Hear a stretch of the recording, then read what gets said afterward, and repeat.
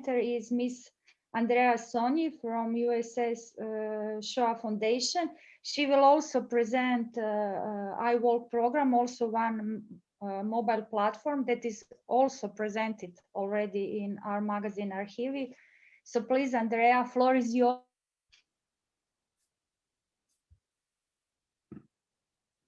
You have Thank you. I just want to share my screen. See, my presentation is here. And okay. Can you see the PowerPoint? Yes. Okay. So then let me. Okay. So thank you very much for inviting me to this session. It's an honor, and I would like to introduce, as Vladka said, I would like to introduce the IWALK program, which is a program of the USA Shoah Foundation. I put in my other affiliations, Zachor Foundation and NGO in Hungary. We are the major partners for the USA Shoah Foundation in Europe. The previous session was super interesting, and it's really kind of a great gathering here. So I can approach the topic from a different point of view, a different perspective. We are approaching it from an educational perspective. But before I introduce the app, I would like to say a few words about what serves the basis of this app and what the USA Shoah Foundation is. I'm not sure the audience is familiar with that. The USA Shoah Foundation is an institution based in Los Angeles, now in the University of Southern California. It was formed in 1994 and with the aim to collect testimonies of survivors and witnesses of the Holocaust, rescuers, aid providers of the Holocaust, as many as possible. Then this material was indexed, so it's kind of now a searchable collection. It's called the Visual History Archive, and we are using this material now in education and research globally. As you can see today, we have about 55,000 testimonies taken in 65 countries in 43 languages. And the scope of the archive also broadened. So on the right-hand side of this slide, you can see that we have added testimonies of survivors and witnesses of other genocides. This will be important as we move closer to the app. Just as a quick overview of the testimonies by interview country, I highlighted Croatia, and you can browse that, or an overview by testimonies by language, also highlighted the Croatian language. The indexing has made it possible. This is an interface of the archive, the Visual History Archive. So it's really, the indexing made it possible to go to zoom in, to go very specific in the testimony. So for example, if I search for Cukvinica in the archive, you can see that I get 20 results. So again, this will be important from the perspective of the app. Another important thing from a pedagogical perspective, that the testimonies are full life histories. So they contain information about life before, during, and after the genocide. I would say these are like 20th century stories or histories. They also contain photographs, artifacts, and documents that can be very, very useful as we use this material to develop our educational app. Okay, so what is an IWALK? An IWALK is an interactive digital educational material built around the video testimonies of the USA Shoah Foundation. So these terms that I listed on the slide, they are all very, very crucial because we don't just include the video footage or the video testimony clips to the app, but we created an interactive an educational material. Primarily at this point, IWALKs are meant to be used in education. There are further plans to open it more to, I would say, edutainment for a more adult audience. Okay, so what IWALK contains, what the app contains, the walks contain primary sources, either video testimonies or either and, or other sources, photographs, archival photos, and so on. They connect these sources to the specific location via a digital tool, an app, in a pedagogical context. So this kind of triangulates, the app triangulates the digital, the location, the digital nature, and the primary sources within a pedagogical context.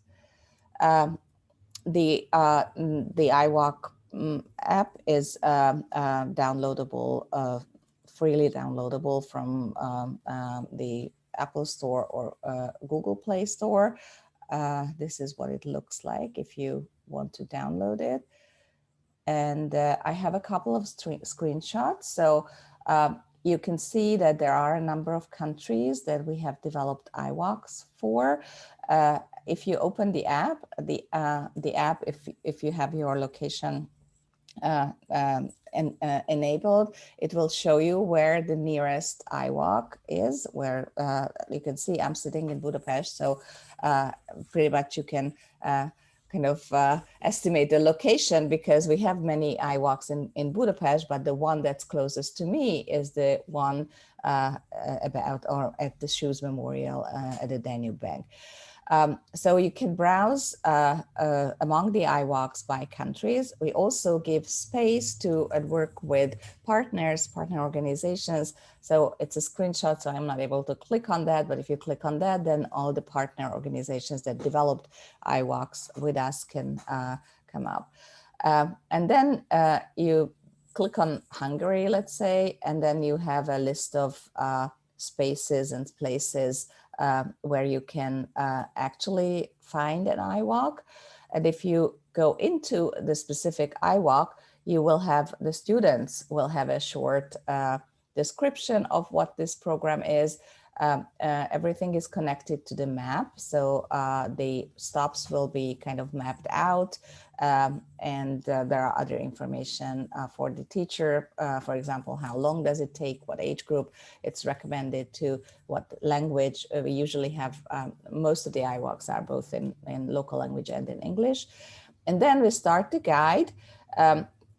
It's really important to bring in the location. So I'm bringing this slide of the app here. So you see that there is a memorial plaque and we want the students to interrogate the plaque. So they go there, they look around, they actually engage with the space where they are.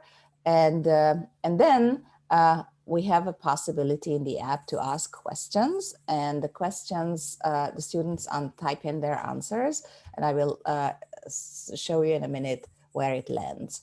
So these are just a couple of screenshots. If you want to go on, you will have a testimony clip that is connected to the location. So this survivor, for example, experienced the 1944 Arrow Cross shootings in the Danube, at the Danube, and she speaks about that moment. So these are very short, 1 to 3 minute clips. So now you are in the space when this all happened. So you get a very different understanding of the event and of the space if you engage with it there and then and like that. We also pose interpretative questions about the clip. So there is a very consciously pre-designed learning that takes place. This is just a screenshot from another type of IWALK, because this the one that I showed you is about a memorial site, but we have a number of IWALKs that actually take students along the history of the Jewish community in a small town. take from a school or a synagogue, whether existing or not. It's also very important that you can take students to a place that, or to a building that is non-existent, because the testimony that remembers that building kind of builds up the memory, and you can make the students aware of the void that the, in this case, the Holocaust left in the kind of the fabric of the community, of the local community. This is a screenshot from the USC Shoah Foundation's Eyewitness portal, and I'm bringing this in because that's the place where you can, as a teacher, where you can have access to the students' answers, responses.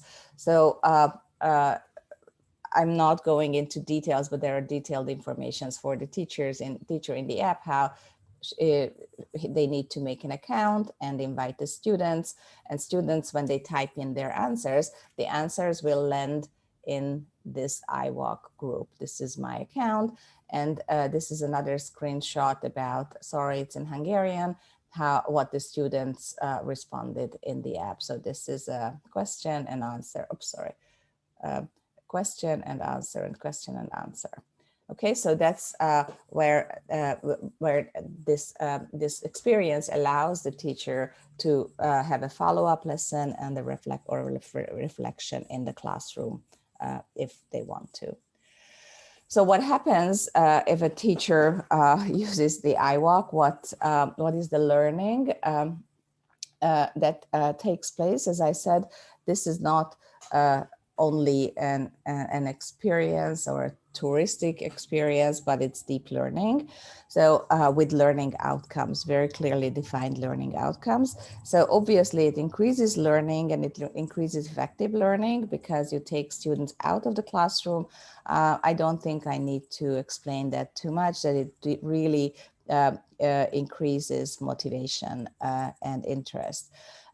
With the questions and the choice of clips and the choice of the spaces, we can develop layered and critical thinking, and that's the pedagogy that we apply.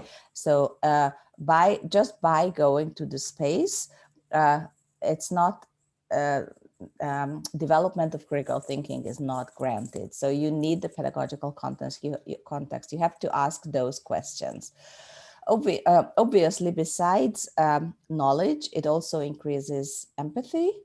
Now the students get into a very specific connection with the interviewees of those clips. And then this results in more questions and more interest, so that also underscores learning. And also kind of depending on what questions you pose, it increases the understanding of the human perspective, the role of human decisions, and so on.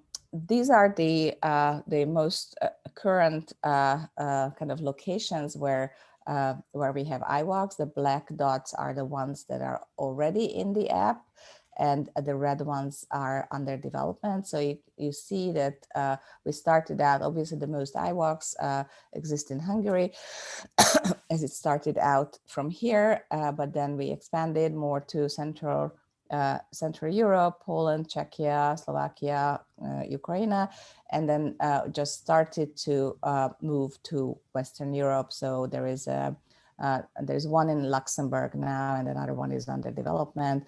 The Amsterdam IWALK is also under development, as well as one in Portugal, Germany, and Austria and Switzerland. So that this is the map, and there are IWALKs in the United States as well. I think that's it. I hope I was keeping it short. I tried to, but I'm happy to answer any question that you have. And I apologize if it was too concise, but I really wanted to keep the time. Yes, thank you very much, because it's really many things and small time framework. But you can contact Andrea. You also have, as I said, information in summary book, in magazine Archivi. We plan also to continue with this presentation in Icarus, Croatia, audience development and community activities. So I think it will be enough opportunity to catch up and to network all interesting. I will now